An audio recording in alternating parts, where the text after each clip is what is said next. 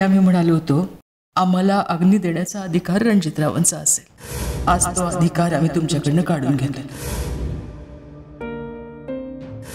आमच्या अंत्यसंस्काराला तुम्ही नाही आला तरी चालेल. आता आम्ही असं म्हणालो म्हणून तुम्ही आता ताईपणा करू नका, कारण करण्यासारखं तुमच्याकडे काही राहिलेलं नाही. करायचं होतं ते वेळीच केलं असतं तर बऱ्याच गोष्टी सावरल्या गेल्या असतात.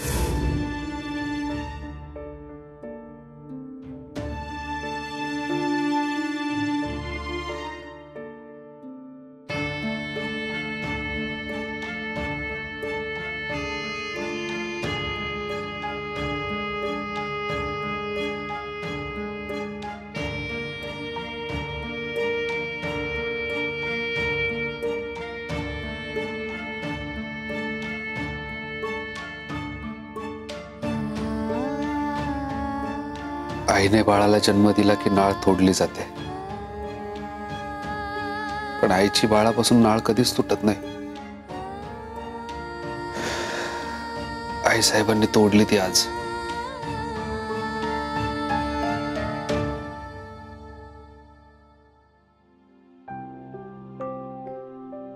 असं तुम्हाला वाटतंय आणि प्रत्येकच वेळेस आपल्याला वाटतं तसंच असतं असं नाहीये ना. मला माहिती आहे आई साहेब लई रागात बोलल्या, चिडून बोलल्या, हे खरं आहे. पण बोलून चालून आईचा रागतो तो डायरेक्ट असं मनाला लावून नसतो घ्यायचा. मनाला लावून घेऊ नको तर काय करू, किंवा घ्यायचं तर किती घ्यायचं किंवा नाही घ्यायचं काय. आता तुम्ही हे जे बोलताय हे तुमच्या डोक्यात राग आहे म्हणून बोलताय है की नाही. तर डोक्यात राग असताना आपण जे तोंडातून बोलतो ते असं रागाला धरूनच येतंय की.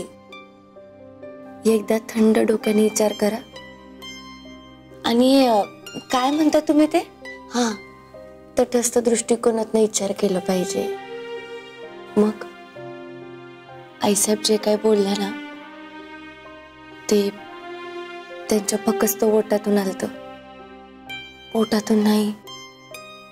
असं कसं बोलू शकते संजू तू? तुझ्या समोर झालं ना सगळं. एरवी महिला सबलीकरण, महिला सक्षमीकरण असे मोठमोठे शब्द वापरतात आईसाहेब, आणि स्वतःच्या सुनेबद्दलच असे मुरसटलेले विचार. हा एकच प्रश्न सतावतोय संजू मला. मग सोडून द्या की. तुमच्या आयुष्यातल्या बाकी पडलेल्या प्रश्नांची उत्तरं शोधा. दुसऱ्या प्रश्नांची ज्यावेळेस तुम्ही उत्तरं शोधाल ना त्यावेळेस तुमच्या लक्षात येईल की आपण ह्या प्रश्नाकडे वेगळ्या पद्धतीने पण बघू शकतो. काय बोलतेय संजू? जरा गोल गोल करूनच बोलतेय, पण लई महत्वाचं बोलतेय बघा. आता पोलीस होणं काय साधी गोष्ट आहे होय? लई जोखमीचं काम आहे ते. आईसाहेबांना माझी काळजी वाटत असेल. म्हणजे बघा की आता मी अजून पण माझ्या स्वतःच्या आईला हे सगळं सांगितलेलं नाहीये. आमच्या आईला जर कळलं ना तर ती पण असंच म्हणेल, संजू तू आणि पोलीस का डोक्यावर दगड बिगड पडला होता का काय. हा माझ्याच लक्षात यायला हवं होतं. काय? हेच की पोलीस नाही वकील हो म्हणायला पाहिजे होतं. कोणाची बाजू लढवू शकतेस तू. आलोच मी.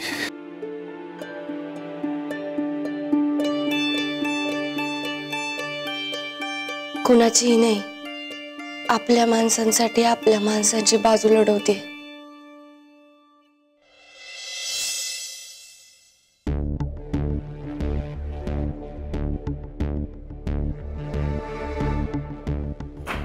केशव, आमचा नाश्ता बेडरूम मध्ये आण. वहिनी साहेब असं खाता खाता उठू नका, मी नंतर येते हवं तर. हे मात्र खरंय बरं का धाकट्या जाऊबाई, आत्ता नाही तर नंतर. इथं फुकटचा कुटका मोडायला येणारच तुम्ही आणि तुमचे पतिराज.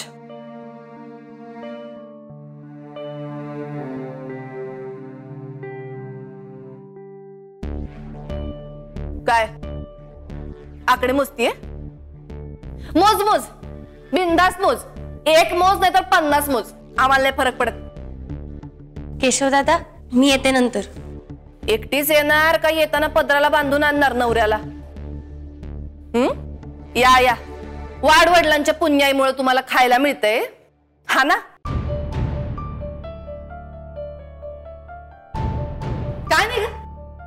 ही तत्व बित्व ढाले पाटलांची आम्हाला फुटकी कवडी नको, या फक्त बोलायच्या गोष्टी आहेत ग. तुमची काय इच्छा आहे? आम्ही हे घर सोडून निघून जावं का? वा, आले मोठे घर सोडून जाणारे. गेले ते ना भाऊजी घर सोडून. आणि आम्हाला काही माहित नाही वे रणजित भाऊजी परत का आले ते.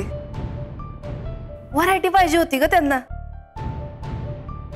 शहरवाली झाली, आता गाववाली. तुमच्या या अशा बोलण्याचा ना आधी लई त्रास व्हायचा बघा मला. हा, पण आता काहीच नाही वाटत, काही बी फरक पडत नाही बघा. बघा वहिनी साहेब, तुमची पोझिशन किती खाली गेली ते आत्ताच सांगते. सुधरा, हे असं तिरसाटासारखं बोलणं बंद करा, नाही तर तुमची पोझिशन कधी मातीला मिळायची ना तुमचं तुम्हाला बी कळायचं नाही. आमच्या पोझिशन बद्दल बोलते, स्वतःच बघा आधी. नवऱ्याची नोकरी गेलीये, जे होतं त्याच्यावर लाथ मारलीये, बँकेत एक पैसा नाहीये, आता फुकटच खायचंय. आमची पोझिशन जायची तेव्हा जाईल, रणजित भाऊजींची जाऊन ते पार भिकायला लागलेत. तुम्ही नका लोड घेऊ एवढा. कसं आहे ना वहिनी साहेब, माझा नवरा जिथं लात मारेल ना तिथनं पाणी काढेल. अगं लाथ मारायला त्यांना जागा तर मिळाली पाहिजे. आमचं कुंकू म्हणजे दादासाहेब ढाले पाटील आयुष्यात कधी जागा मिळवू द्यायचे नाहीत. म्हणजे आतापर्यंत रणजित भाऊजींना का ग कर्ज मिळालं नाही? अचानक शिर्केंचा सासरा कसा काय फिरला? कोणी फिरवला? सांगायची गरज आहे? या जन्मात तरी रणजित भाऊजींना कर्ज मिळायचं नाही, लिहून घे.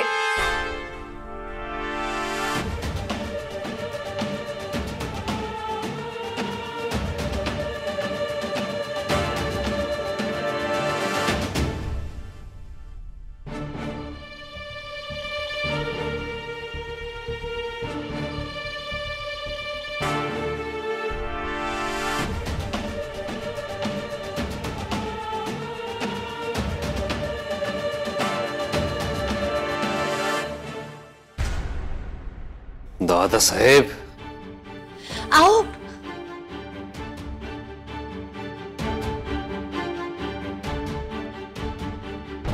दादासाहेब,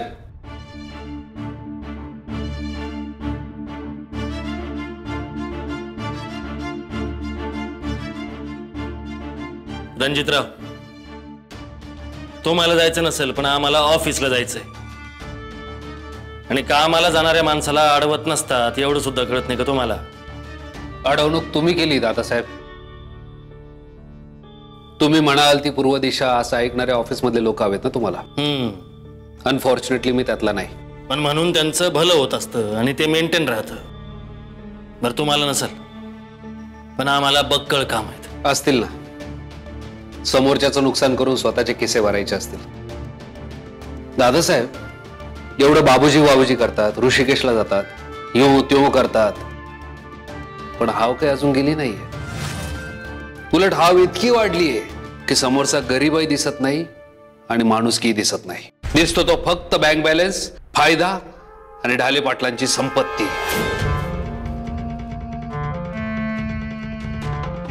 आता जी गोष्ट तुम्ही त्यागलीये तिच्याबद्दल कशाला विचार करायचा रणजितराव?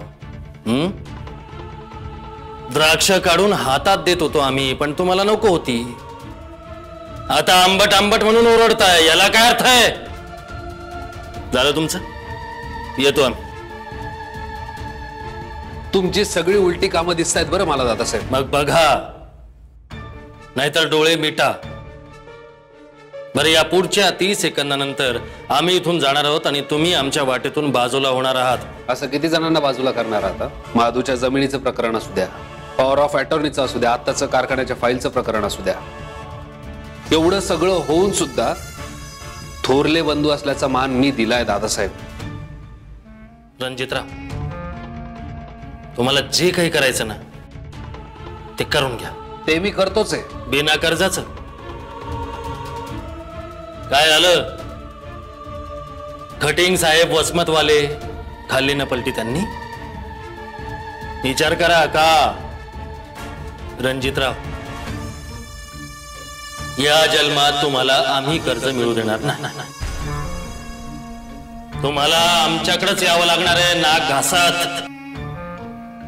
पुन्हा एकदा सांगतो, तुम्हाला जे काही करायचं ते करा, नाहीतर तुमच्या त्या भिकारड्या सासऱ्याला विचारा. बघा तो भिकारडा तुम्हाला कर्ज देतोय का. तसाही तो आज येणारच आहे. आईसाहेबांनी दम दिलाय त्याला, पोरगी पोलीस होतीये म्हणून. विचारा त्याला. येतो.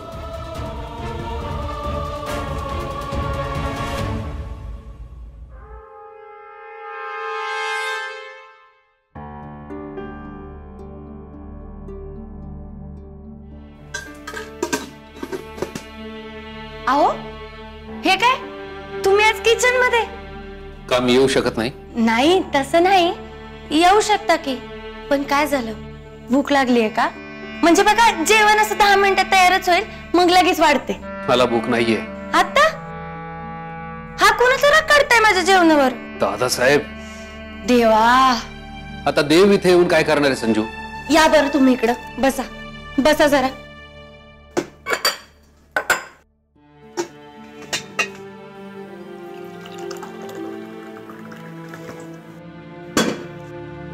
हे घ्या, पाणी प्या, डोकं जरा शांत होईल. घ्या पाणी प्या, ते बरं वाटेल जरा. संजू, मी तुला सांगितलं होतं ना दादासाहेब कसे वागतात. सांगितलं होतं ना. ते चिलपिल का काय म्हणतात ते कुठं मिळतं? नाही, तुम्हाला लय गरज आहे बघा त्याची. अहो कर्ज नाही मिळालंय ना, उद्या परवाकडे मिळून जाईल.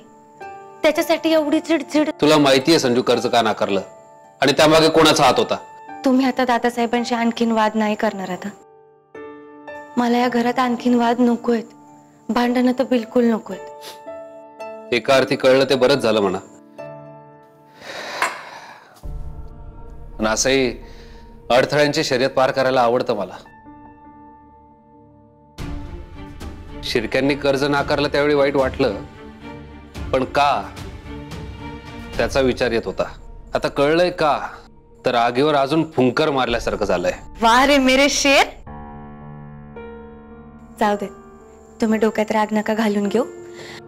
मी गरमागरम जेवण करते तुमच्यासाठी. हा, खाऊन घ्या, म्हणजे डोकं जरा शांत होईल. हवं तर मी माझ्या हातानं भरवते तुम्हाला. पण तू का करतेस हे? पुष्पाताई कुठे आहेत? अहो मी ते बेबी मावशींना प्रॉमिस केलतं ना, त्यांनी जर आठवडाभर त्यांचं डाएट व्यवस्थित पाळलं तर त्यांच्यासाठी आज जेवण मी करणार. अगं पण ती गारगोटीला गेलीये ना कुठल्या तरी सत्संगाला. हा मग मी शब्द दिला होता ना, शब्दावरनं मागे फिरवय? अजिबात नाही. मग सकाळच्या ट्रेनिंगचं काय? सकाळी चुकलं तर संध्याकाळी जाऊ. आई साहेबांना नाही आवडणार. मग स्वतःला दिलेला शब्द फिरवणार आहेस? नाही. आता एकच लक्ष.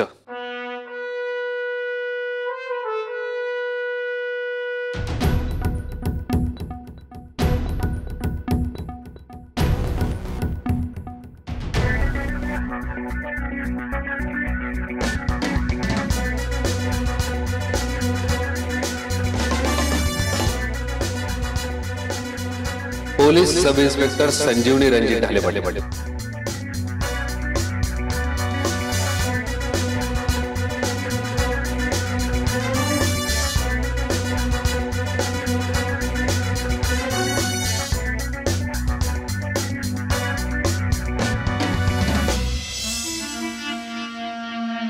कुठे गेली ती?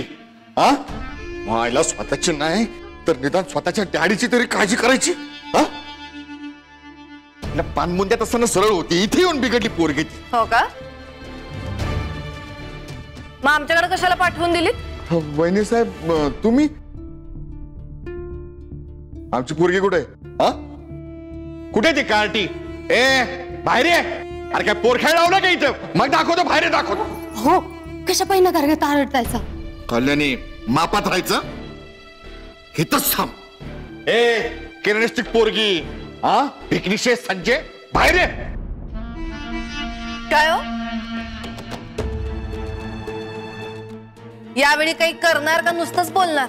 नाही ते भुंकत असलेल्या कुत्र्यासारखं नको ना व्हायला. हो, भुकणारा कुत्रा नाही, फाडणारा शिव आहे हा नामदार पंजाबराव. अहो लाडाची म्हणून जपली, अंगावर खेळवली, खांद्यावर बसवली तर आमच्यावरच. डॅडी,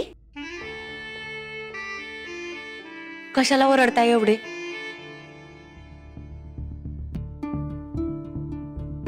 कशाला ओरडताय? वर थोबाड वर करून मलाच विचारतीयस? अगं तुझ्या पायी समधी महत्वाची कामं सोडून मला इथे यावं लागलं. नॉनसेन्स. पुरा शर्मिंदा केला आपल्या डॅडीला. शर्मिंदा? आणि मी जर शर्मिंदा व्हायचंच असेल ना तर ते तुम्हाला व्हायला पाहिजे, तुमच्या करणीमुळं. संजय, नीट बोला. जीभ हसवून हातामध्ये देईन तुझ्या.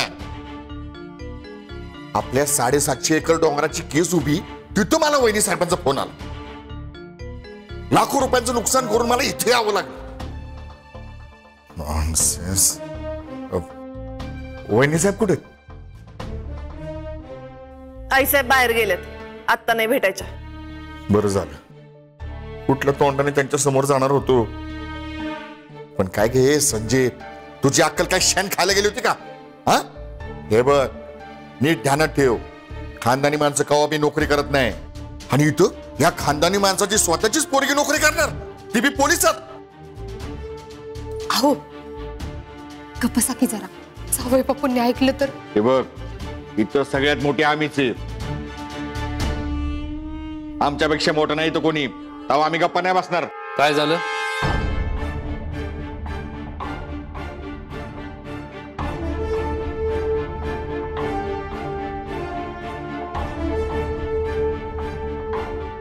मामासाहेब, कधी आलात?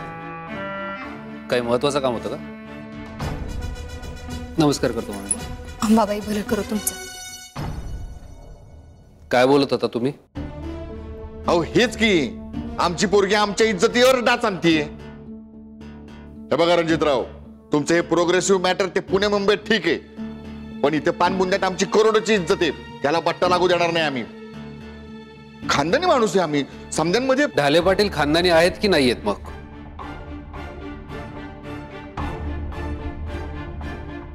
हा आहेत की. अहो म्हणून तर बरोबरीने बसू दिलं ना आम्हाला. अहो खानदानी युवाई तुमचे फादर आणि आम्ही. मी इतकी वर्ष नोकरी केली करत होतो, तरी सुद्धा मला जावई करून घेतलं तुम्ही. मग आता काय प्रॉब्लेम आहे? प्रॉब्लेम आहे रणजितराव. तेव्हा बी तुमचं नोकरी करणं आम्हाला पसंत नव्हतंच. हे बघा रणजितराव, तुम्ही पोलिसात होता म्हणून आमचे जावई नव्हता. आमचे परम मित्र शिवाजीराव ढाले पाटील यांचे सुपुत्र म्हणून आमचे जावई होता. हे बघा मामासाहेब,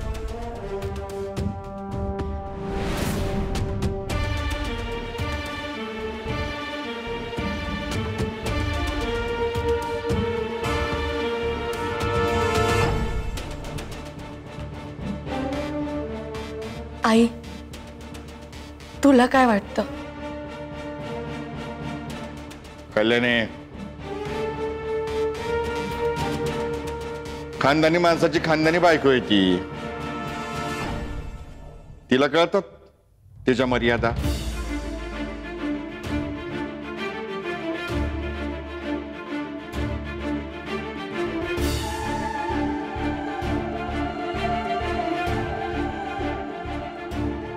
मला माझं उत्तर मिळालं.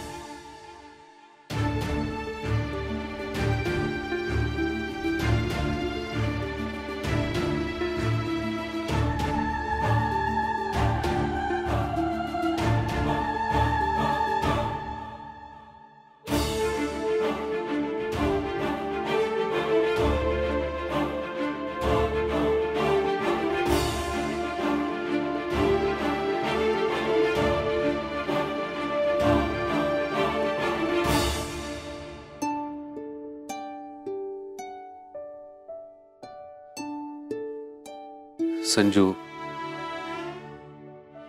मी म्हणले होते की नाही तुम्हाला, आईसाहेबांनाच नाही, माझ्या आईला जरी कळलं ना तर. तरी तू जी काय करती त्याचा लय अभिमान आहे बघ मला.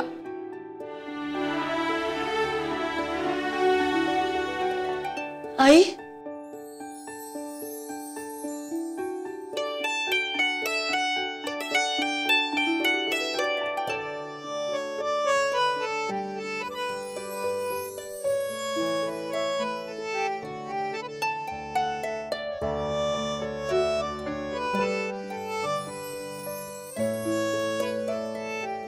संजय खरंच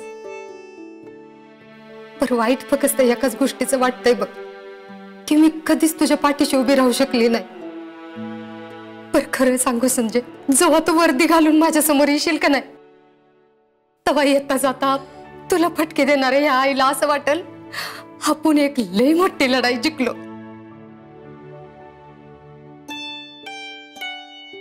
इमोशनल करती बघ तू.